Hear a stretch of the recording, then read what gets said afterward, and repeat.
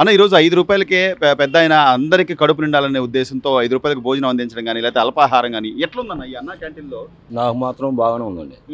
ఎందుకంటే ఎవరో ఏదో చెప్పారని కాదు. నేను చానాల నుంచి వస్తున్నాను. ఎందుకంటే 5 రూపాయలకు దొరకటం అంటే అది చాలా అతి కష్టం మీద కూడా ప్రభుత్వ యాజమాన్యం నడుపుతున్నారంటే అది కరెక్ట్గానే జరుగుతుంది. నిరుపేదలు బాగానే ఆహారం తింటున్నారు. మరి ఎంతో మంది అన్న ఈరోజు రాష్ట్ర వ్యాప్తంగా కొన్ని లక్షల మంది అన్నా క్యాంటీన్ల మీద భోజనం చేస్తున్నారు, అల్పాహారం చేస్తున్నారు. ఇదే 5 రూపాయలకి బయట ఏమైనా దొరుకుతుంటావా? లేదండి, అలాంటిది ఏం లేదు. ఎంతో మంది పనులు చేసుకునే వాళ్ళు రోజువారీ కూలీలు అని కానీ నిరుపేదలందరికీ కూడా చాలా అండగా. ఉపయోగం లేదని తీసేసాడు కదా గతంలో. మరి చెప్పేది ఏమండి, అది వాళ్ళకి పనికిరాదు జగన్మోహన్ రెడ్డికి.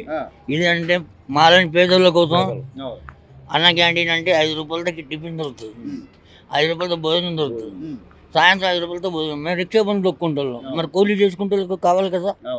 అన్న క్యాంటీన్ అంటే చంద్రబాబు నాయుడు మంచి పెట్టాడు, పేదలు ఇంతమందికి మంచి సాయం చేశారు.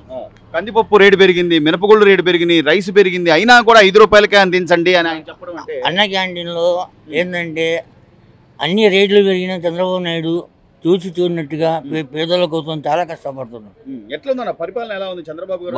ఆయన వచ్చాక రోడ్లు గానీ అన్ని బాగున్నాయి. వాళ్ళకి 5 రూపాయలకు భోజనం దొరుకుతుందంటే ఎట్లా చూడాలి?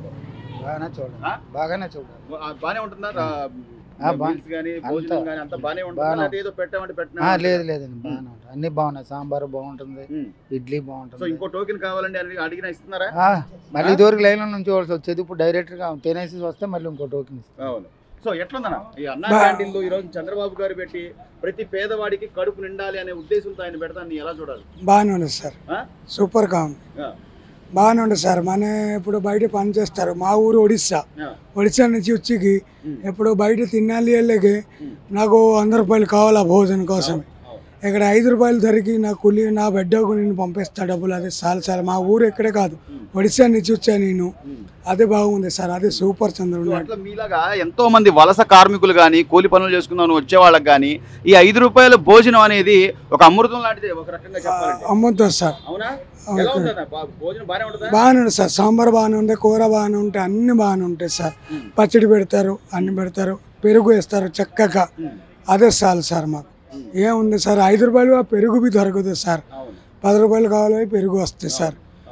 ఆ సాంబార్ కావాలంటే 30 రూపాయలు ప్యాకెట్ అమ్ముతారు. ఆ 30 రూపాయలు సాంబారు బి మనకు ఇక్కడ దొరకదు. 5 రూపాయలకు అన్ని కలిసి 5 రూపాయలు వస్తే అదే గ్రేట్ సార్, అదే గ్రేట్. ఆ భోజనకు మాకు 100 రూపాయలు ఏంటి 80 రూపాయలు తీసి మన బయట తింటారు సార్ ఒక్కొక్క రోజు. ఇప్పుడు ఎక్కడ అన్న క్యాంటీన్ లేదు, అక్కడ చూస్తారు అన్న క్యాంటీన్ ఉన్న లేదు అడుగుతారు.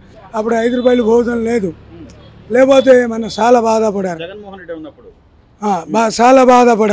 బాధపడి ఎక్కడ తినాలి వెళ్ళి 5 రూపాయలు మా దగ్గర లేదు. 5 రూపాయలు ఎవరు అడగాలి వెళ్ళి, ఇప్పుడు ఇలా డ్యూటీ లేదు నా దగ్గర. డ్యూటీ లేకపోతే ఏం చేయాలి వెళ్ళి ఎవరు అడుగుతాను నేను. సార్ ఒక 10 రూపాయలు హెల్ప్ చేయండి సార్, ఎవరు తింటా పోరా లేదు అని. ఇప్పుడు 5 రూపాయలు ఉంటే మాకు చాలు సార్, 15 రూపాయలు ఉంటే 3 పూట భోజనం తింటా సార్, అంతే సార్.